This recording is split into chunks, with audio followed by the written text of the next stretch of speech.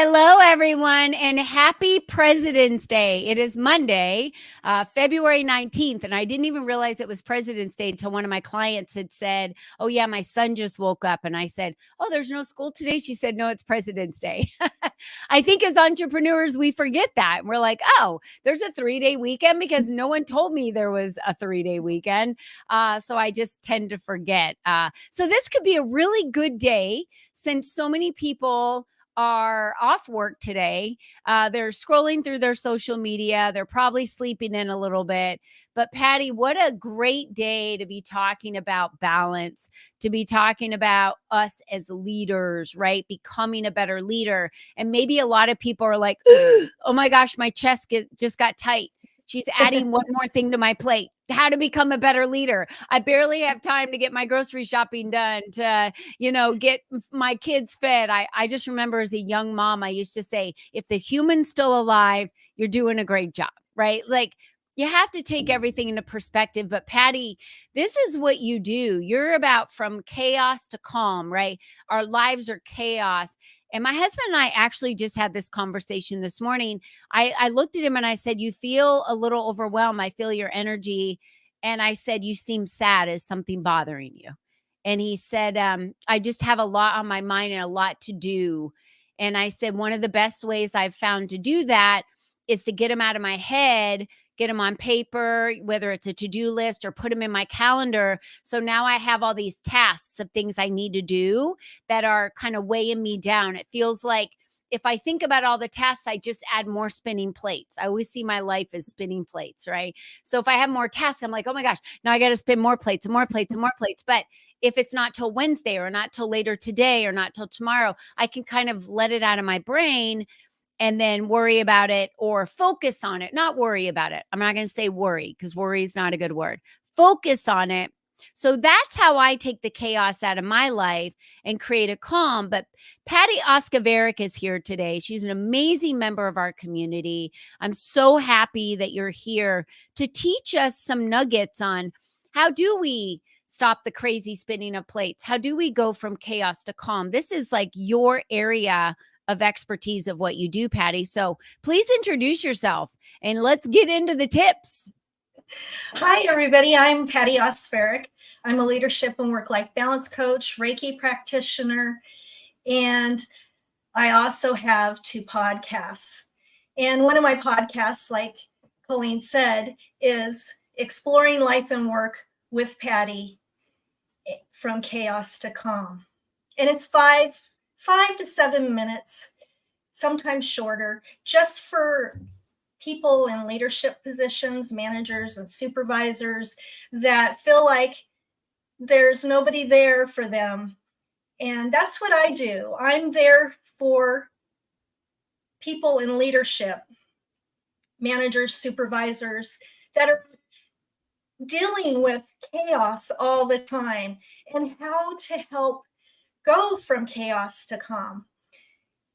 So like Colleen said, when you're a parent and in the morning seems like it's just out of control, what I suggest to my clients is putting everything out the night before, fill the backpacks up, make the lunches, have everything, shoes, clothes, everything out. Have your children pick out their clothes the night before so that you're not panicking and running late. That's one of the tips that I tell people that have young children is get it all set up the night before and things kind of run smoothly. Now, of course, you're always going to have your children, dragging their feet, not wanting to get up and everything. But if you have everything set up the night before, it makes it a lot easier. And that's what I did when I was a young parent, because I found myself just stressing out that I wasn't going to make it to work on time or those kinds of things. Now, I know that, Patti, that's like some of the best advice you could absolutely give. I was just helping one of my daughters last week while her husband was out of town, and I stayed the night a lot, helped get the kids together. She wasn't feeling well. And the organization of having the lunches packed at night, having all the backpacks cleared out and set up and ready to go, close out, it felt like the kids could just kind of do their thing in the morning. And even though they're really young, 4 and 6, they still seem like they knew the routine. They knew what they had to do. It was easy for me to get them moving because really all I had to do was make breakfast, but they knew the routine and I could just pull the lunches, put them in the backpack. So even as a grandma, we experienced that, right? So you have a 21-day optimal work-life balance program. Do you want to tell us a little bit about that? Because I think that plays into, I don't really believe that there's optimal balance, but I do believe it's by priority. So if Yes. you're putting effort into the things of priority when you need to, that's how we reach that balance in our lives because it's by choice. But standing on a tightrope trying to balance everything in your life feels overwhelming to me. There's this visual I get that kind of makes like my chest go tight. So tell us about the 21-day optimal work-life balance program. Yes, thank you. You get 21 days of emails, and you also have a journal, and you also have where it talks about different topics through each 21 day, but it's self-paced. A lot of people that take the program, they use it throughout their life because they'll work on a specific topic, say saying no to things that you don't want. They'll work on it on their own pace. You don't have to do that topic, a different topic each day. You can use the program for yourself and create what you want in your life. Balance is about what you want to achieve, what you want to incorporate into your life. You're not going to have a round circle and it be perfect. You're going to focus on the things that you truly want in that moment in your life to incorporate in your life and make it happen. So the 21 days helps you with all different topics of things that you want to achieve and how to incorporate. Now, like saying no to things that you don't want, you start opening up for things that you do want.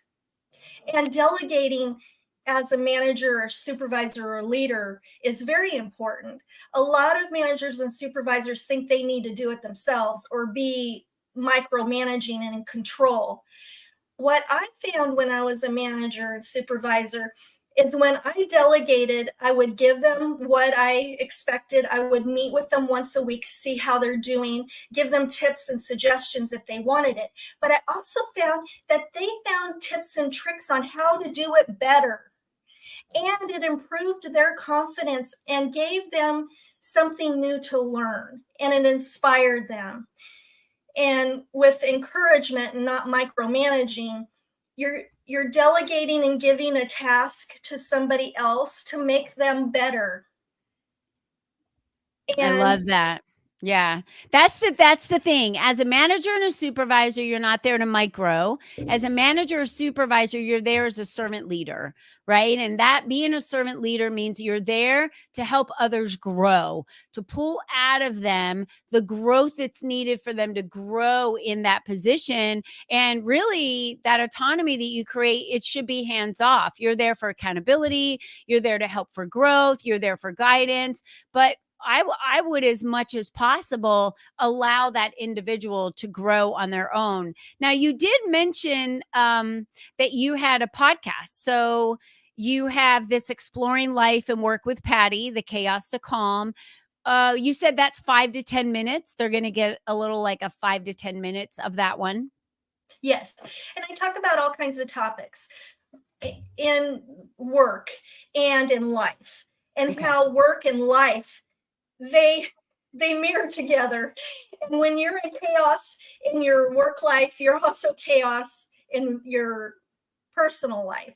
So it's to help to know that that I'm there for you. And I'm talking about real life topics that people normally don't talk about, and to help the leaders and supervisors deal with those things and those feelings and those emotions, because you're getting pushed all over the place and ready to lose it at any time because you got so much fire coming at you, right?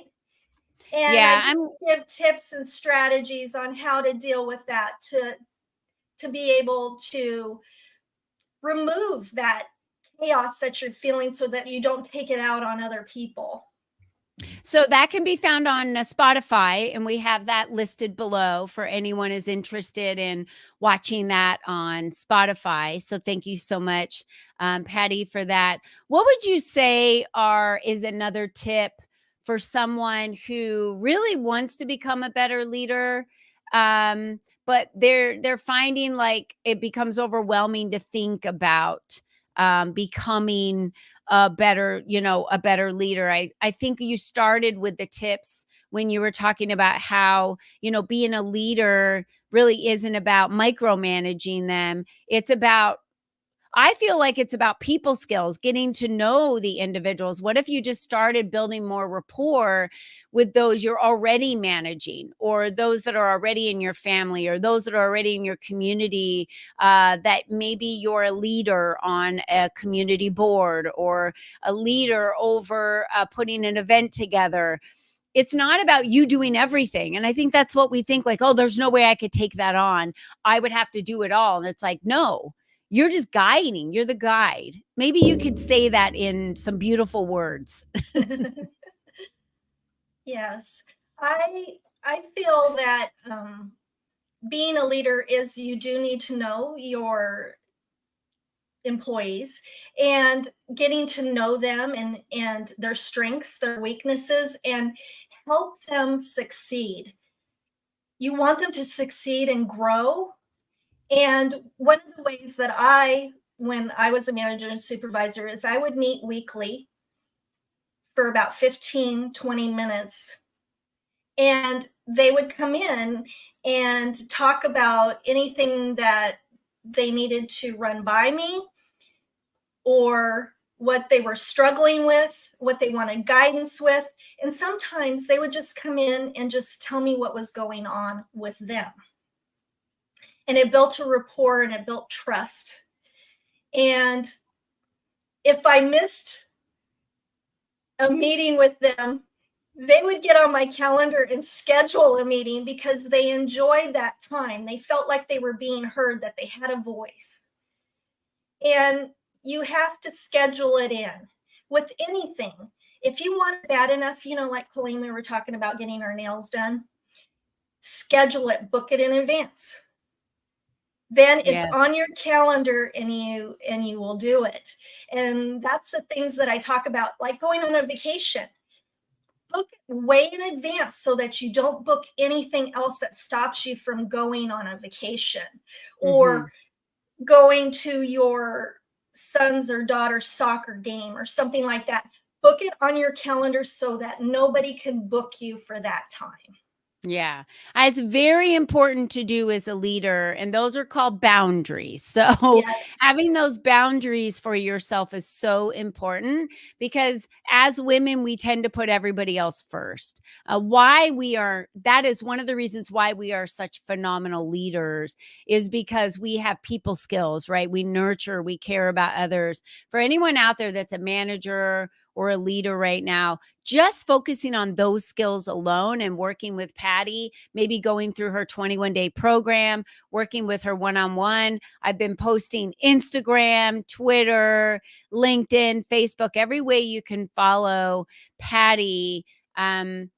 We can't expect to become a better leader, become better at anything on our own. We always have to increase our knowledge gap. We have to increase our awareness. And I always say we have blind spots. Patti, Yes. you're one of those individuals that can see those blind spots in individuals and help them develop in areas that they need to become a better leader. And I've been there and done that, and I've made mistakes. And so I understand those challenges because I've actually lived it. So I do understand my clients and followers because I've actually been there and made some mistakes and learned from them and tried not to make those mistakes again, those kind of things, and did different things differently so that I could become a better leader. Yeah, I know you have a leadership coaching session discount. So if they use the code LEAP, they get a discount. So there we have a link here for all of you to click on, and we'll have that in all the comments, as well as her website, Coaching for Inspiration with Patti. And really, I think it just comes down to that, right, Patti? It's about being inspired and coaching and inspiring others to enroll them into working together as a team. And that's how you become a better leader, hands down. And then you're not putting more plates up to spin. They're spinning their own plates. So now you're spreading it around, and we're all working toward the same goal. Yes. I love that. And people are more happy when they are given new tasks to learn, because they feel like they're valued and that you trust them and they're 100%. developing. 100%. Well, I just want to say, Patti, you're a valued member of the LEAP community. Thank you so much. If you're looking for more visibility for yourself and your brand in 2024, come on over to LEAP community. We're here for you. You get to meet some amazing ladies like Patti, mastermind with her, connect with her, network. We're a group of women that are depositing into each other's social capital on a regular basis to provide opportunities for each other and spotlight each other the best way that we can. So, Patti, thank you so much. Happy President's Day to everybody out there today. Enjoy your day off. And don't forget, go crush it this week and whatever it is that you're focusing on, and be you and be strong. Bye-bye for now. Until next time. Bye.